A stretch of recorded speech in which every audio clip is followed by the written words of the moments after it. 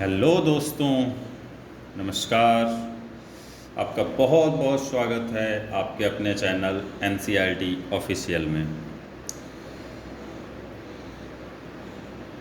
दोस्तों, आज इस चैनल के माध्यम से एक पहल की शुरुआत करने जा रहा हूँ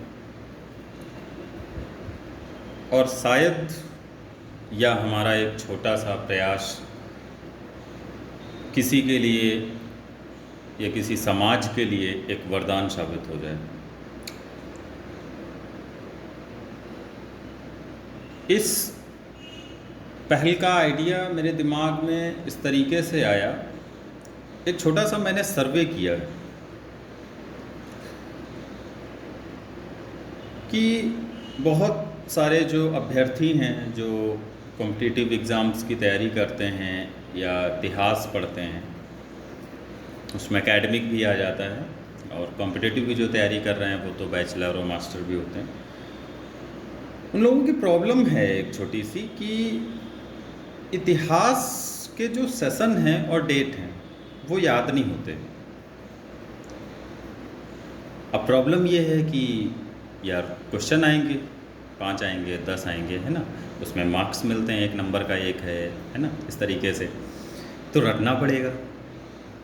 सर प्रॉब्लम तो यही है, जो सबसे पहले माइंड में क्लिक करता है ना कि यार रटना तो पड़ेगा, बस यही प्रॉब्लम है। क्यों रटना पड़ेगा यार?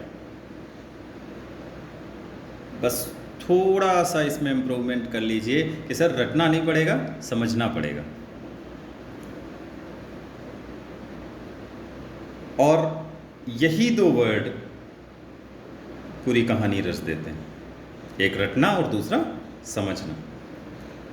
मैंने ज़्यादातर देखा है कि जो बीएससी एमएससी किए हुए है ना, वो रट रहे हैं यार, बस जो मेन है ना, बस पता चले गांधी जी वापस आए, फिर उसके बाद उन्होंने जो 5-6 वो किए आंदोलन, बस उनकी डेट रट ली है ना, अब आएगा तो ठीक वरना छोड़ छाड़ देंगे। हम लोग यही सोच रहे होते हैं ना। अरे यार नहीं भाई, वहाँ पे प्रॉब्लम खड़ी हो जाती है। प्रॉब्लम जानते हो क्या खड़ी होती है? कि एग्जाम्पल से हम समझाना चाहते हैं। एग्जाम्पल कुछ इस तरीके से है, जैसे आप रट के गए कि भारत छोड़ो आंदोलन इस तारीख को 1942 में शुरू हुआ। अब आपको तो रटा है, अब एग्ज़ाम में आ गया कि किस्मत बहुत तेज़ है, आ गया कि भारत छोड़ो आंदोलन कब शुरू हुआ, और उसमें 4 ऑप्शन दे दिए गए, 1 अगस्त, 2 अगस्त, 8 अगस्त, 9 अगस्त 1942, चारों में, है ना, 1942 में ही हुआ था। अब वहाँ पे जो लोग सर पीटते दिखे, समझ लेना वो रट के आए थे। पता है सर, यहीं पे आपका काम आता है क्या? समझना। एक बार समझ लो ना यार, 4 कॉम्पिटिटिव एग्जाम दोगे ना 6 महीने में, तो चारों बार उस चीज़ को रटोगे, तो उससे बढ़िया है कि एक बार समझ लो।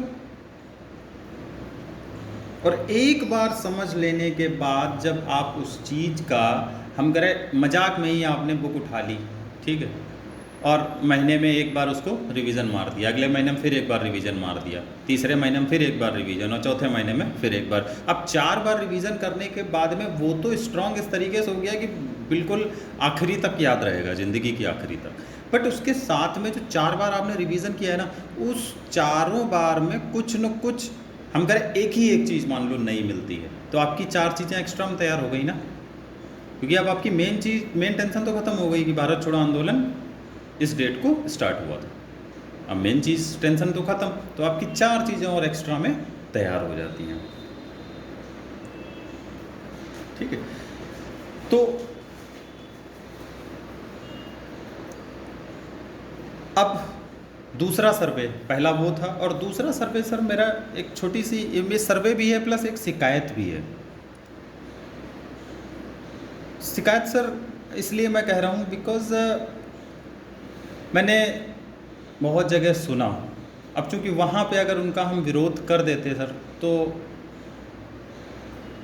प्रॉब्लम हो सकती है, क्योंकि लोग समझते हैं नहीं, ये वही रट्टा मार वाले होते हैं सर, कहीं भी बैठ के बिना सोचे समझे कुछ भी बोलते हैं सर, जो कि सरासर गलत है। लोग चाय की टपरी पे बैठ के सर गांधी को, नेहरू को गलत कहते हैं, इनके ऊपर सर उंगली उठाते हैं। सर आप होते कौन हो इनके बारे में कहने वाले? सर ये वो लोग हैं जो भारत को वहाँ से निकाल के लाए हैं जहाँ से आप कल्पना भी नहीं कर सकते, आप सोच भी नहीं सकते सर। नहीं लाते ना सर 13 अप्रैल सर 1919 याद है ना? शायद आज वही हो रहा होता हमारे भारत में। और सर एक बात और सर, प्लीज़ इस चीज़ को हृदय पे मत लेना आप लोग, लेकिन नहीं लाते ना तो आज भी किसी अंग्रेज के घर में झाड़ू लगा रहे होते हम लोग। कुछ भी यार बिना सोचे समझे कुछ भी बोल रहे हो। बस यहीं पे तो अंतर है सर। अगर समझ लिया होता ना तो आज ये सब आदरणीय होते, पूजनीय होते, आपके लिए वंदनीय होते, क्योंकि इन लोगों ने ऐसा काम किया है सर जो हम लोगों की सोच से भी परे है। अब आया सर समझना क्यों ज़रूरी है? रटना ज़रूरी नहीं है, समझना ज़रूरी है। और छोटा सा फ़ायदा भी है सर, जब समझ लेंगे, आप उस बात को समझ लेंगे ना।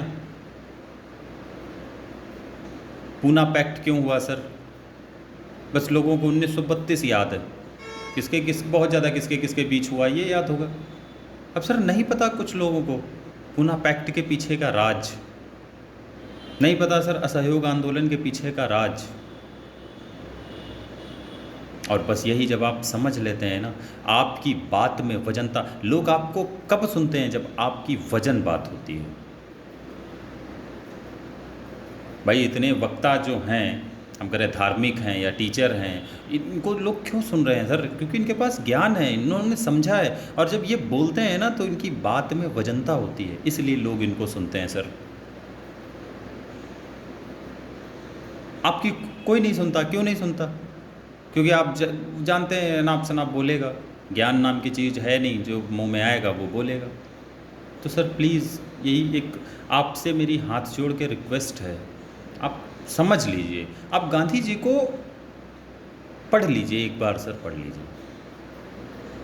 मैं यकीन दिलाता हूँ आपको कि गांधी जी आपके लिए वाकई पूजनीय हो जाएंगे उसी दिन से, कि एक लाठी और एक धोती पहन के अगले ने एक पूरी साम्राज्य को ख़त्म कर दिया। क्या बात है सर, जज्बा देखिए।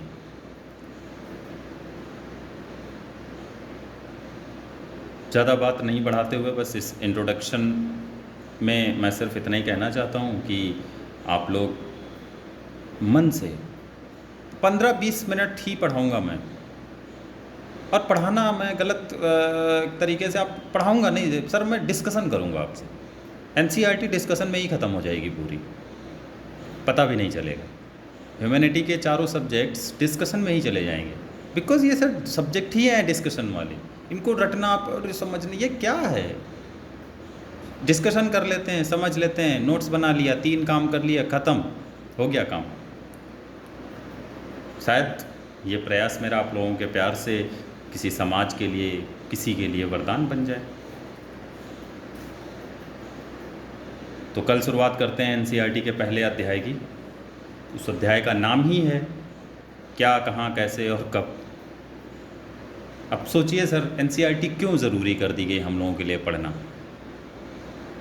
क्योंकि एनसीईआरटी जहाँ से हम लोगों को बताई गई पढ़ने के लिए, उसमें ऑथर ने पहला पन्ना बुक का आप पलटते हैं ना, तो पहले पन्ने पे ही ऑथर ने खुद लिखा है उसको कि हमें इतिहास क्यों पढ़ना चाहिए और क्वेश्चन मार्क, और उसने नीचे बताया है। सर पहले पैराग्राफ की सबसे लास्ट वाली लाइन में मैं, अगर किसी के पास बुक है तो आप देखिए, वरना ऑनलाइन आप देख सकते हैं, कई सारी प्लेटफॉर्म है जहाँ पे आपको बुक मिल जाएगी। आवर पास्ट फर्स्ट पार्ट 6 की एनसीईआरटी हिस्ट्री बुक जो है, उसमें सर पहले पैरा का जो लास्ट लाइन है उसमें लिखा एक छोटी सी लाइन, बड़ी अच्छी लाइन है कि इतिहास हमें ये बताता है सर वर्तमान कैसे विकसित हुआ। क्योंकि कहीं ना कहीं सर हमारा वर्तमान हमारे अतीत से जुड़ा होता है, और हमारा कहते हैं ना अतीत अच्छा होगा तो वर्तमान भी अच्छा होगा, और यही वर्तमान भी अच्छा होगा तो निश्चित ही भविष्य ज़रूर अच्छा होगा। तो धन्यवाद आप लोगों का। कल मिलते हैं, एक नए जोश से नई शुरुआत करते हैं। बस आप लोग 15 मिनट का समय निकाल के इसको पढ़िएगा, थोड़ा देखिएगा कि अगर समझ आ रहा है या कहीं पे हमसे त्रुटि हो रही होगी, आप लोग निश्चिंत खुल के आप बताइएगा कि सर इस तरीके से आप थोड़ा चेंज करिए, इस ये समझ नहीं आ रहा, या माध्यम में कोई दिक्कत आ रही है। मैं अपना बेहतर देने की कोशिश करूँगा। धन्यवाद। कल मिलते हैं पहले अध्याय के साथ।